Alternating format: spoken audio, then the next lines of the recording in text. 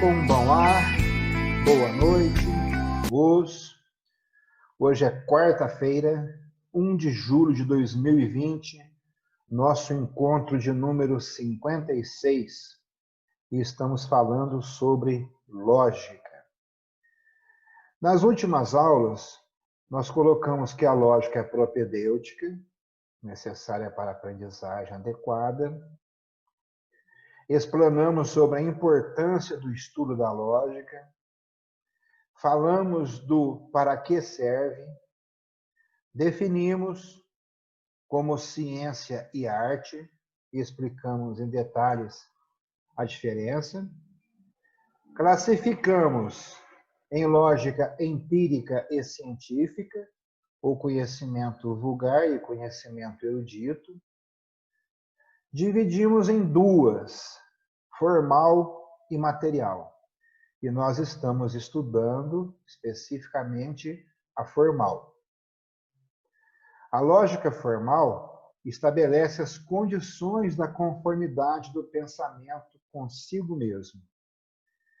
Acrescentando então alguma coisa, vamos colocar que todo raciocínio se compõe de juízos, e todo juízo de ideias. Nós temos, então, três operações intelectuais diferentes. Temos a apreensão, isto é, a concepção de uma ideia. Apreender significa apanhar, tomar. E a apreensão, do ponto de vista lógico, é o ato pelo qual o espírito concebe uma ideia, sem nada afirmar ou negar. É diferente do juízo, que é quando você afirma ou nega uma coisa de uma outra coisa. Então, em primeiro lugar, apreender. Depois, julgar. Isto é, afirmar ou negar uma relação entre duas ideias. E, num terceiro momento, raciocinar. Ou seja, de dois ou vários juízos dados, chegamos a um outro juízo que destes decorre necessariamente. Ou seja, esta conclusão a que nós chegamos, ela está contida nas premissas anteriores. A lógica estuda essas três operações em si mesmas, enquanto elas são atos do espírito. E nas suas expressões verbais, que são, para a apreensão, o termo, para o juízo, a proposição, e para o raciocínio, o argumento. Então, quando nós manifestamos, através da palavra escrita, ou nós falamos, né? No caso aí, verbalmente, expomos uma ideia, nós temos então o termo. Quando nós manifestamos o juízo, que já é a comparação entre as ideias, é o resultado, né? Nós temos a proposição. Então, juízo, quando manifestado, a gente chama de proposição. E o raciocínio, quando você pega já um juízo, mais um juízo, ou vários, e você conclui alguma coisa, aí já tem algo novo, e nós manifestamos isto é o argumento. Todos os princípios e todas as regras válidas das operações do espírito o são também e da mesma maneira para suas expressões verbais. Então, esta é uma colocação interessante de se registrar. Acabamos de falar novamente, então, da simples apreensão e avançamos um pouquinho, né? Recordando, a ideia ou conceito é a simples representação intelectual de um objeto. Difere, então, da imagem, que é a representação determinada de um objeto sensível. Então, aqui nós já separamos novamente imagem de ideia. Vamos acrescentar, então, a palavra, de forma bem clara agora, termo. O termo é a expressão verbal da ideia. Do ponto de vista lógico, é necessário distinguir o termo da palavra, porque sempre alguém vai questionar, o termo então é uma palavra, né? Não necessariamente, tá? O termo pode comportar várias palavras. Por exemplo, né? O bom Deus. É uma ideia. Um estilo de karatê eficiente para combate. É uma ideia. São várias palavras, mas compõem uma única ideia. Alguns homens, né? Então, constitui uma única ideia lógica. Depois nós falamos de compreensão e extensão, colocando que compreensão é o conteúdo da ideia, que acabamos de falar. E extensão é o conjunto dos sujeitos aos quais eu posso aplicar este conteúdo. E nós falamos também que existe uma relação entre a compreensão e a extensão. E esta relação é proporcionalmente inversa. Nós colocamos que quanto maior a extensão, menor a compreensão e vice-versa. E aqui, então, vamos acrescentar mais alguns conceitos. Para ficar bem claro, realmente, nós vamos separar agora o gênero e a espécie. Porque quando vamos ordenar as ideias, e assim os seres que elas representam, né, nós precisamos utilizar de uma ordenação. E faremos isso segundo uma hierarquia, e aqui nós estamos baseados na extensão. Não é na compreensão, na extensão. Então, uma ideia, quando ela é superior em extensão, nós a chamamos de gênero, levando em consideração que é em relação à ideia inferior. A relação entre as ideias é fundamental que a gente tenha bem distinto.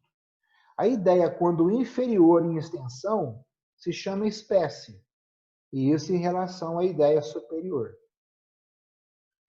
Então, nós temos gênero e espécie nesta ordenação. Gênero é toda ideia que contém em si outras ideias gerais. Então, animal em relação a homem, pássaro, peixe, por aí vai. Espécie é toda ideia que contém somente indivíduos. Então, vai ficando realmente claro e, posteriormente, distinto. Classificamos as ideias do ponto de vista da perfeição, isso já foi feito. Nós colocamos a ideia adequada, a ideia clara e a ideia distinta. E as negações, né? Adequada e inadequada, clara e obscura, distinta e confusa. E aí colocamos algo que foi dito que é importante. Nós dissemos que uma ideia distinta é sempre clara, mas uma ideia clara não é necessariamente distinta. Em seguida, nós fizemos uma distinção do ponto de vista da compreensão. Nós colocamos que as ideias podem ser simples ou compostas. E já foi definido, bem simples, né? Do ponto de vista da compreensão. E, do ponto de vista da extensão, nós temos universal, particular e singular. Nós colocamos que a ideia singular, ela equivale a uma ideia universal. Porque se ela se restringe a um único indivíduo, esgota ao mesmo tempo toda a sua extensão. E eu até citei 2 livros gigantes, nos quais eu fui fazer pesquisa na faculdade, né? E os 2 volumes gigantescos tratavam de apenas um único termo. Então, lembrem-se disso, fica fácil. E vamos acrescentar hoje, para clarear um pouquinho mais, do ponto de vista das suas relações mútuas. Então, as ideias, neste ponto de vista, elas podem ser entre si contraditórias ou contrárias.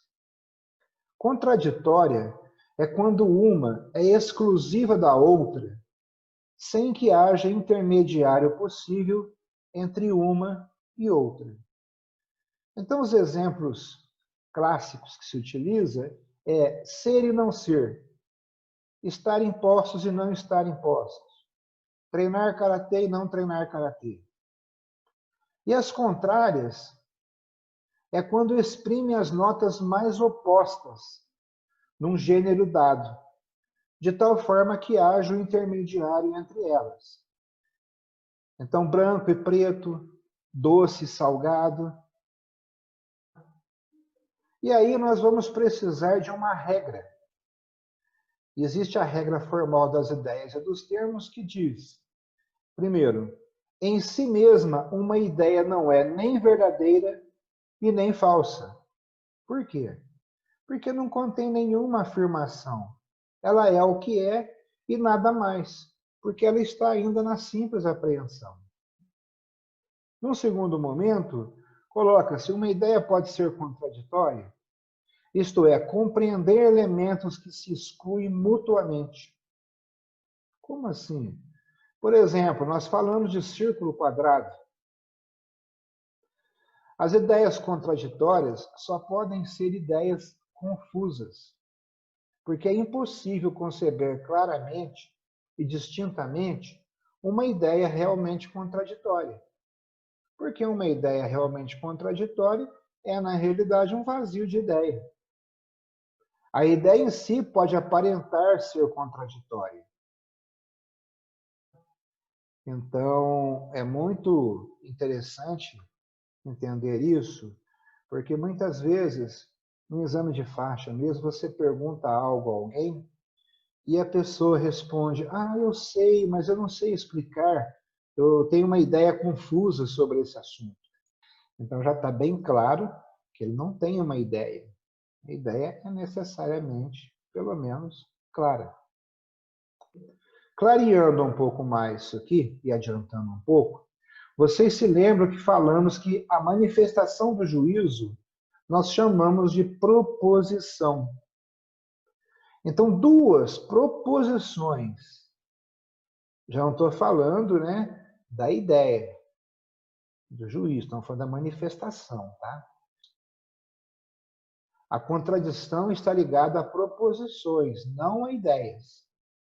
As ideias não são contraditórias entre si.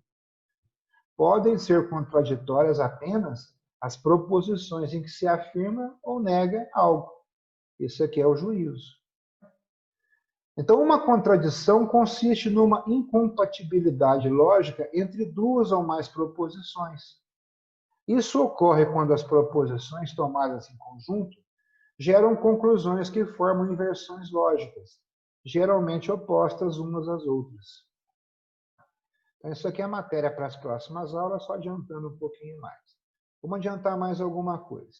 Aristóteles, para facilitar o entendimento disso aqui, ele vai criar 3 princípios. Em um deles, né, ele criou essas 3 leis. Em uma delas, ele criou uma lei que é a lei da não contradição, na qual ele afirma que não se pode dizer de algo que é e que não é, no mesmo sentido e ao mesmo tempo. Então, no princípio da não contradição, afirma-se que duas afirmações contraditórias não podem ser verdadeiras ao mesmo tempo. A bola é redonda e a bola não é redonda. Não tem como. É cara ou coroa, não é isso? Um lado ou outro. A não ser que eu diga, né? Cara eu ganho e coroa você perde. De acordo?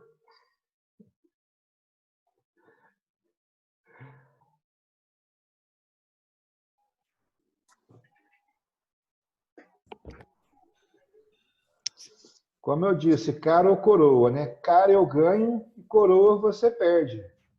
É necessário, é necessário, então, pessoal, agir de maneira que as nossas ideias não contenham elementos contraditórios. A contradição nas ideias, elas provém sempre de sua confusão. É necessário, então, dissipar essa confusão, analisando as ideias. E como é que nós podemos fazer isso? É necessário defini-las e dividi-las. E isso já é assunto para a aula de amanhã. Uhum. Ficou claro? Se vocês forem anotando somente essas palavras-chave aí, depois montar, assistir de ontem ou de anteontem, ou mesmo essa devagarinho e tal, vocês vão perceber que está caminhando, sim, não há dúvida, né? Mas como a gente está revendo os conceitos anteriores, e depois a gente vai aplicar, depois da 100ª aula, é claro, esses conceitos aqui diretamente à prática do nosso dia a dia, ou melhor ainda, da nossa noite à noite, né? Tá bem, pessoal? Alguma colocação? Rocha, o que você me diz? Tranquilo? Dá para continuar Eu vou assim? ter que... Dá para continuar assim. Eu vou ter que reassistir de novo, que eu perdi a conexão minha, que eu acho que caiu, será? Tive que reconectar, perdi. Estava indo acompanhando bem, de repente eu perdi o fio da meada aí, mas depois eu reassisto de novo. Né? Tá joia. Tiago. Tranquilo. Tá bacana. Tá muito bom desse jeito. Tá joia. E você, Alex? Acho que é isso aí mesmo? Tá tranquilo. Estou acompanhando aos poucos e vou rever depois também para tirar alguma dúvida. Rocha? Eu acho que o pessoal que, como você falou, o pessoal de fora assiste, fala, o cara fica sempre repetindo a mesma coisa. Mas talvez para quem já tem um estudo de psicologia e já tem um estudo, já seja mais expert no assunto. Para nós aqui, eu acho, para mim pelo menos, tá bom nesse andar aí, devagar e repetindo sempre. O estudo de lógica, ele é muito útil para todas as áreas do conhecimento, né? É isso aí, né, Valfrido? Com certeza. Maravilha. Tranquilo, né, Elis? Tranquilo. Assim tá bom. Então tá joia. Muito bom. Pessoal, muito feliz em tê-los novamente aqui. Espero que amanhã a gente possa novamente estar juntos, né? Oyasumi Nasai. Matashita. Matashita.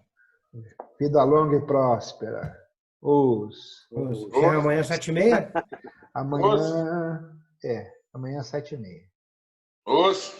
Isso, Alex. Isso aí, pessoal. Muito obrigado pela compreensão. Abraço. Boa noite. Até mais. Tchau.